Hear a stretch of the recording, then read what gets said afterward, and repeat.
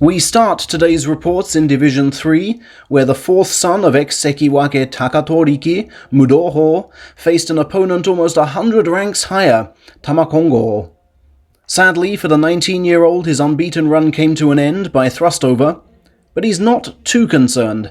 It's his only regulation defeat since Day 4 in March. Ura, however, kept his unbeaten run going. He's now 5-0 after sending Murata to the clay with a slapdown. "I fully understand how tough it is at the top of Division 3, he said, and it's nice to know my rank will definitely rise. Having come this far, I want to win the final two, but continue keeping my cool throughout." 28-year-old Ura's return to salaried level is now very close. Nobody else on the top 15 rungs of the division is unbeaten, meaning nobody below him can leapfrog him to promotion with a perfect 7-0 score. The most anybody above him can get is 5 wins, and none of those men, including Naya and Takagenji, has yet secured a winning score. We know at least 2 slots are opening in Division 2 due to Kizaki Umi's retirement and Orki's disastrous debut.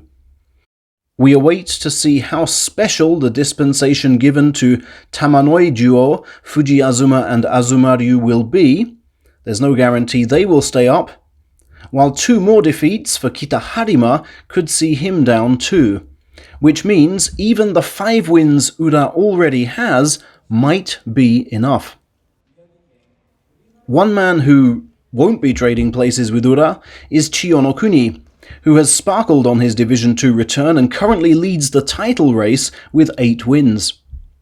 "I'm happy to get my winning score," said the flamboyant thruster, "but the real work starts now."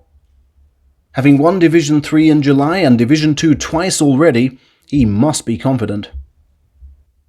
In Division 1, the leaderboard was reduced from 9 names to 6. Tobizaru retained his share of the lead after a seesaw battle with Meisei, which saw both men pulling in panic. "It was good I was constantly on the attack. I really reset myself well following yesterday's defeat," said the Oitekaze stable lightweight. He's amazed by his sudden rise to fame and has expressed a wish to continue making waves in the days ahead. Onosho is also on 7 wins after defeating fellow joint leader Koto Shoho in another entertaining match. Although clobbered and flipped by the youngster, Onosho never once broke forward-leaning stance and hammered his foe's exposed armpits for the victory. Having studied Koto Shoho closely as a member of the same Nishonoseki group, Onosho said, "I made sure not to fight at his height and kept coming in from down low in a way I haven't even done in training." At just 24, he's also unused to fighting men younger than himself. Wakataka Kage won a second battle of the leaders against Takayasu, his 20th win from 27. "It was kind of as I planned," he told reporters. "The fact I hit him from down below led to that push-out from behind. Journalists are really warming to the refreshing brand of attacking sumo offered by this man from the big sumo family." Takakeisho then gained revenge over Kiribayama for defeat in July in a third battle of the leaders. Wary of what happened yesterday, the Ozeki clearly went in just 70% at the initial charge, but even that was enough to have the Mongolian backpedaling. Takakeisho then destroyed him with a shuddering left thrust. And, for a change, he actually spoke to journalists. "I reflected on what I needed to yesterday, then fought sumo I wouldn't regret today," he said. He claimed he hadn't answered questions for days because he didn't really understand how remote interviews worked. And, he said, his new dark belt is actually not so new. He received it upon promotion to Ozeki last year, never got round to wearing it, and now simply wants a change of mood. Terunofuji and Shodai are the 2 other men on 7 wins. Terunofuji beat Hokutofuji by thrustover, then hinted he wouldn't have lost their 3 previous encounters had he not been so injured. Shodai, meanwhile, all but ended Daieisho's Ozeki hopes, consigning him to a 6 defeat after a rematch.